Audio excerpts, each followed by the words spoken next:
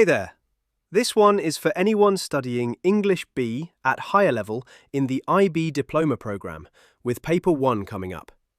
If you're not totally sure what separates a message that gets a strong mark from one that just gets by, this is for you. We're going to go through exactly what the examiner is looking for in Criterion A, Criterion B, and Criterion C, with real examples at every stage, so you can see the difference between an answer that sounds fine and one that's actually built to score well. Let's start with where this fits in the bigger picture. English B is a language acquisition subject within the IB Diploma. It's assessed differently from English A, which deals with literature and literary analysis. English B is about your ability to actually use the language you've been learning in real communicative situations for a real audience and purpose. Paper 1, at higher level, is the written production task. It's worth remembering that this paper sits alongside Paper 2, which tests listening and reading comprehension, and alongside your individual oral. But today we're focused entirely on Paper 1, and specifically on how it gets marked. Quick reminder of what Paper 1 actually is. You're given a choice of tasks, each rooted in a specific context, a situation, an audience, and a purpose. You choose one, choose the text type that fits it, and write a response. 3 criteria shape your mark: Criterion A, language; Criterion B, message; and Criterion C, conceptual understanding. Let's take them one at a time, in real depth, with concrete examples throughout. Criterion A is language. Here's the exact question the examiner is asking themselves as they read your response. How successfully do you command written language? That splits into 3 parts. Is your vocabulary appropriate and varied? Are your grammatical structures varied? And does the accuracy of your language actually support communication or get in the way of it? Let's talk about what separates the bands, because this is where a lot of students misunderstand what's being rewarded. At the lower bands, vocabulary is only sometimes appropriate, and grammar is mostly basic, with occasional attempts at something more complex. Errors show up in both simple and complex structures, and, this is the key phrase, those errors interfere with communication. That's the real dividing line throughout this whole criterion. Not, are there errors, because there will almost always be some errors, but do the errors get in the way of the reader understanding you? Let me make that concrete. Imagine a sentence like this. I think the city need to do more things for stop pollution is very important for everyone. That sentence has multiple problems stacked on top of each other. Subject-verb agreement, a run-on join where a full stop or connector is needed. A reader can still guess the intended meaning, but they have to work for it, and that's exactly the kind of error the lower bands describe as interfering with communication. Now compare that with, I believe the city needs to take stronger action to reduce pollution, since this issue affects everyone who lives here. Same basic idea, but the grammar is under control and the meaning arrives instantly. That's the difference the descriptors are pointing at. As you move up the bands, 2 things happen simultaneously. First, your vocabulary becomes more varied and eventually nuanced. At the very top band, examiners are explicitly looking for vocabulary that enhances the message, including idiomatic expressions used on purpose, not just dropped in randomly. Second, your grammar moves from some basic structures with attempts at complexity toward a variety of basic and complex structures used effectively, and at the top, used selectively, meaning you're choosing structures because they serve the message, not just because you can produce them. Here's an example of that top band quality in action. A weaker response might write, many people don't recycle. This is a problem. The council should do something about it. 3 short, correct, but very plain sentences, all the same shape. A stronger response might write, were the council to introduce a mandatory recycling scheme, the change in habits, however gradual, would likely make a real difference. Notice what's happening there.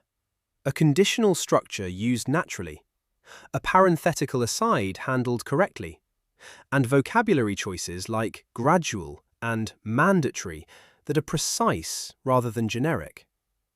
That single sentence demonstrates range that 3 flat sentences never could, even if all 3 were technically error-free. Here's a concept from the marking notes that's genuinely useful for you as a writer, not just for examiners. Errors aren't all treated the same, and they fall into 3 categories. Slips are occasional and erratic. A candidate who normally forms past tense correctly but drops the ed once, writing, I visit the museum yesterday, in an otherwise accurate response. Flaws are more regular, a structure that's sometimes right and sometimes wrong, so it doesn't feel reliable. Like a candidate who mixes up past simple and present perfect throughout a response, writing, I have seen him last week in one line, and I saw him already correctly in another. And gaps are structures that are needed but essentially never appear correctly, or don't appear at all. For example, a task that clearly calls for conditional sentences to discuss hypothetical solutions, where the candidate avoids conditionals entirely and only ever writes simple present tense statements instead. Why does this matter for you practically? Because it tells you exactly what to do before you submit a response. Reread it and hunt specifically for your gaps, the structures you know are shaky and tend to avoid. If you find yourself avoiding the past perfect, or avoiding conditionals, or avoiding relative clauses, that's not an accident. That's a gap. And a response full of only simple, safe sentences will never reach the top bands, because the descriptor explicitly rewards a variety of basic and more complex structures. Playing it completely safe caps your own mark. So here's your practical method for Criterion A. Push yourself to use at least a few complex structures deliberately. A conditional, a passive construction where it suits the register, a relative clause, a piece of reported speech if the task calls for it. Choose vocabulary that's precise rather than generic. Instead of reaching for good or bad or very, reach for a word that actually captures the shade of meaning you want. If you're tempted to write, this is a very big problem, push yourself towards something like, this is a pressing concern, or this has become an urgent issue. And once you've written your response, reread it specifically hunting for errors that would confuse a reader, as opposed to small slips that a reader would barely notice. Prioritize fixing the ones that interfere with meaning first, because that's exactly what the descriptor is measuring. Now let's move to Criterion B, message. This is where task fulfillment lives, and it's more structured than students often assume, because the examiners aren't just asking, is this well written? They're asking, did you actually do what the task asked? Every task on this paper is built from 3 required elements, always 3. Your very first job, before you write a single sentence, is to identify what those 3 elements are in the specific task you've chosen. They're usually signaled by 3 verbs or 3 instructions bundled into the task description. Let me give you a real example of what that looks like. Picture a task that says, describe one source of carbon emissions in your city, present measures to reduce the pollution it causes, and explain why those measures would benefit the population. That's not one vague instruction, it's 3 distinct jobs. Job 1, describe a specific source clearly and concretely, not a vague gesture at pollution in general. Job 2, present actual measures. The guidance here is worth knowing directly, at least 2 relevant measures, or one larger measure that tackles the problem in several different ways, not just one thin suggestion. Job 3. Explain the benefit. And that benefit can be framed either as benefiting the people living in the city specifically or the wider global population. Both readings are accepted, as long as you actually argue it rather than asserting it. Here's the single most important piece of guidance from the marking notes, and I want you to really absorb this. You do not need to give equal weight to all three elements, but every single one needs some developed attention. If you ignore one of the three, or give it only a passing mention, your response gets capped in the middle band at best, because the task has only been, in the examiner's words, generally fulfilled. That's a hard ceiling. A brilliant, beautifully written response that skips one of the three required elements simply cannot reach the top band on this criterion, no matter how strong the rest of it is. So practically, before you write out the three elements as a short plan, in your own words, based on the specific task in front of you. Then make sure your response structure gives visible, developed space to each one. Not a token sentence, actual development, with explanation and ideally examples or supporting details. Which brings us to development itself. At the lower bands, ideas are just stated with no development. Something like, traffic causes pollution. We should have more buses. This would help everyone. Three flat statements, no elaboration, no example. In the middle bands, ideas are outlined but not fully developed.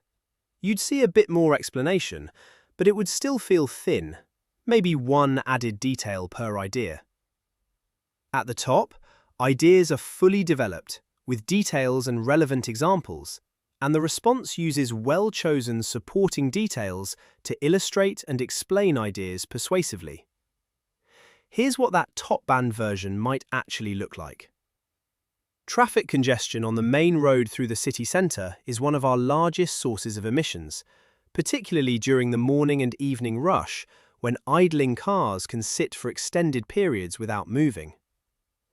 Expanding the electric bus network along this exact route and pairing it with reduced fares during peak hours would give commuters a genuine incentive to leave their cars at home, not simply a moral appeal, but a practical one.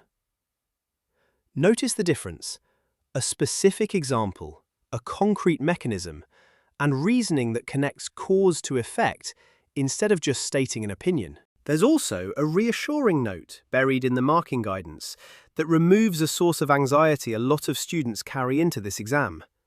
Factual accuracy is not being assessed. Neither is whether the examiner personally agrees with your opinion. If your ideas are coherent and sufficiently developed, you will not be marked down for getting a fact wrong or for holding a viewpoint the examiner might disagree with. So don't freeze up worrying about whether your supporting example is verifiably true. Focus your energy on developing your ideas clearly and convincingly instead. The last part of Criterion B is organization and clarity, how well your ideas link together. At the lower bands, ideas don't link well, and cohesive devices are used inadequately or inappropriately, which actually confuses the message rather than helping it. At the top, a range of cohesive devices are used appropriately, and the message comes through with clarity and ease.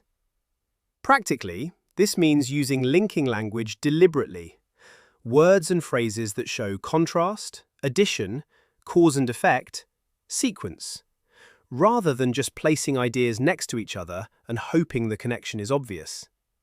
For instance, instead of writing three separate sentences that all just start with also, try varying your connectors. Furthermore, to add a point. However, to introduce a contrast. As a result, to show a consequence. In particular, to zoom into an example. That variety alone makes an organized response feel organized to the reader, not just to you. Now let's move to Criterion C, conceptual understanding. This one is smaller in terms of raw marks, but it's foundational, because a weak choice here can undercut everything you did well in Criteria A and B. The examiner is asking three things. Is your choice of text type appropriate to the context, purpose, and audience of the task? Are your register and tone appropriate to that same context, purpose, and audience? And does your response actually incorporate the real conventions of the text type you've chosen? At the lower band, the choice of text type is generally inappropriate. Register and tone don't match the situation, and the response shows only limited recognizable conventions of whatever text type was chosen. In the middle, the text type is generally appropriate, but register and tone fluctuate, sometimes hitting the right note, sometimes drifting out of it, and only some conventions appear. At the top, the text type is appropriate, the register and tone are consistently appropriate throughout, and the response fully incorporates the conventions of the chosen text type. Let's make this concrete with real examples drawn directly from how these tasks are typically built, because the logic transfers to any task you'll face. Take a task where you're responding to a member of an online interest group and want to share your own opinion with that same group. An online forum posting fits that naturally. It's built for an audience with shared interests. It lets you respond directly to an existing thread, and it invites others to comment back. An email could also work, but it's ranked as only generally appropriate because emails aren't typically used to reply to an ongoing group discussion, unless you make it explicit in your response that you're writing in reply to a previous comment, in which case it gets upgraded to fully appropriate. An interview, on the other hand, is generally inappropriate here, because interviews are built to share someone else's ideas with a broad audience, not to express your own opinion to a specific group.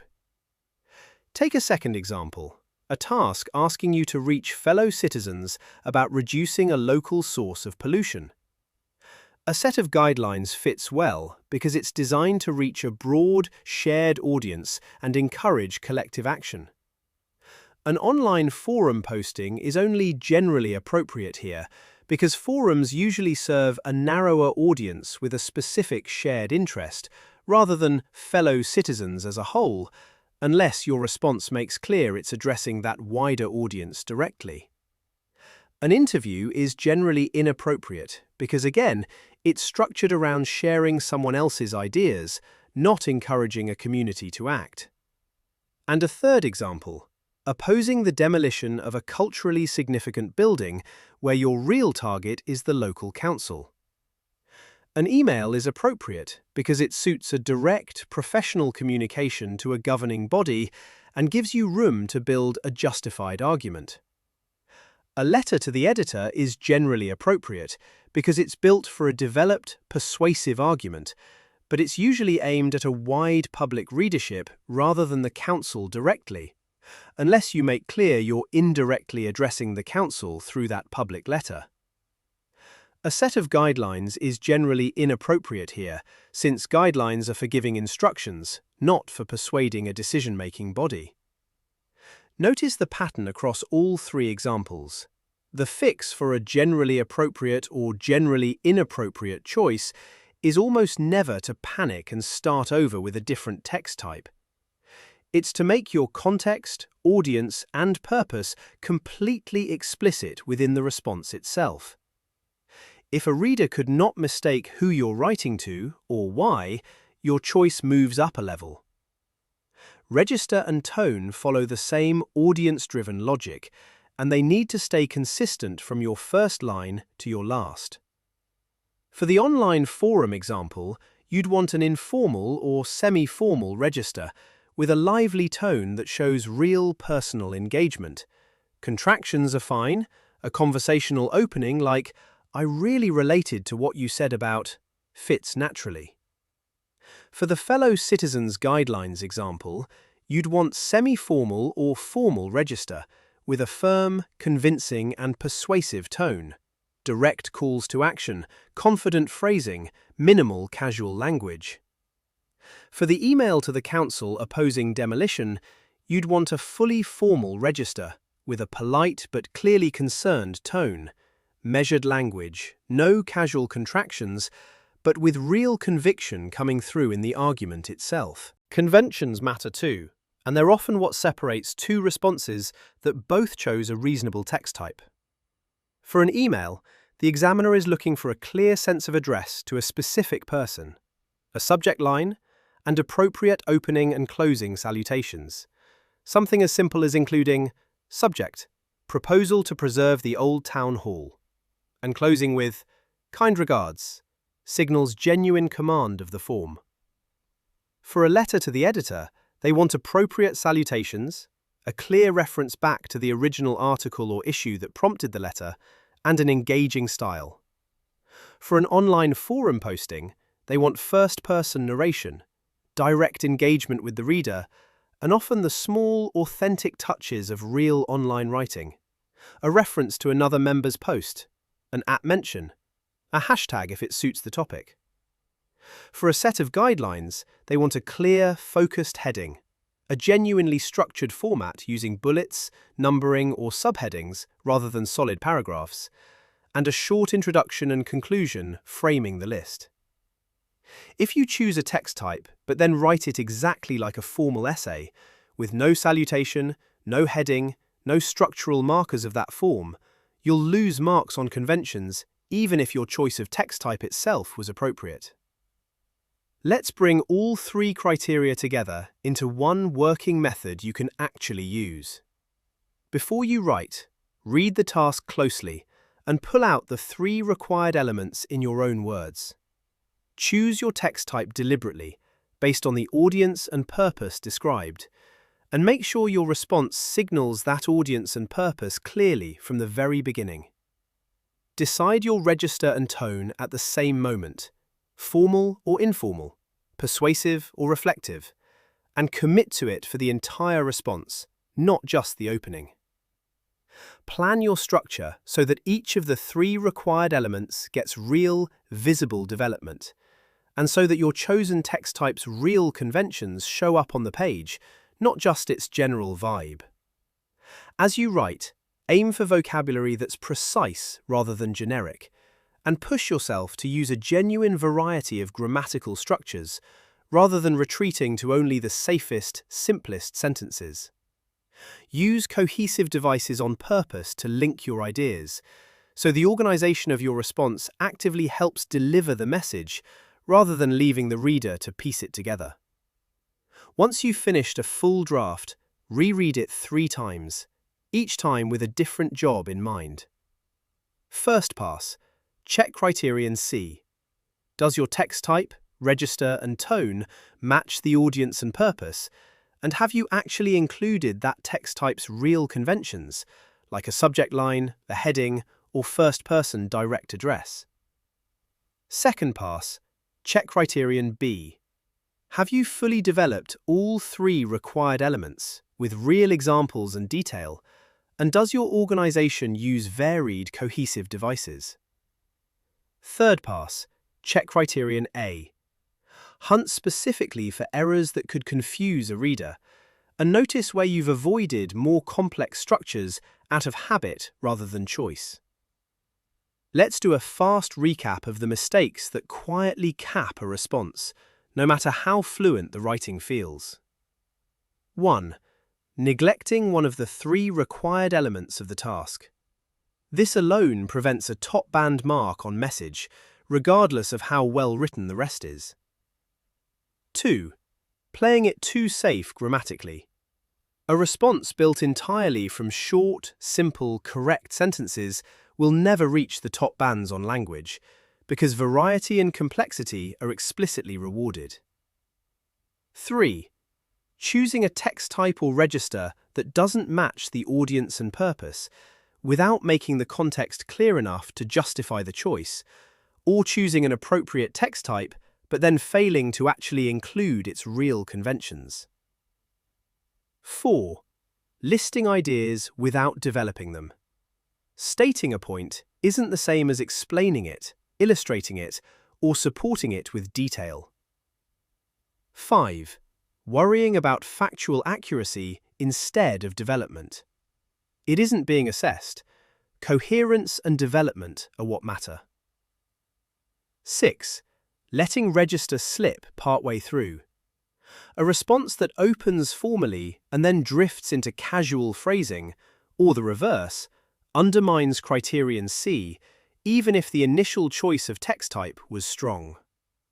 So here's the whole approach, compressed into one thought to carry with you. Identify the 3 things the task actually asks you to do, and develop every single one of them properly. Choose a text type and tone that genuinely fit your audience and purpose. Commit to them consistently, and let the real conventions of that text type show up on the page. And write with vocabulary and grammar that are accurate, but also varied and deliberate, not just safe. Do that consistently, and criteria A, B, and C stop being separate hurdles. They become 3 parts of the same skill: writing a message that's clearly aimed, fully developed, and genuinely well controlled.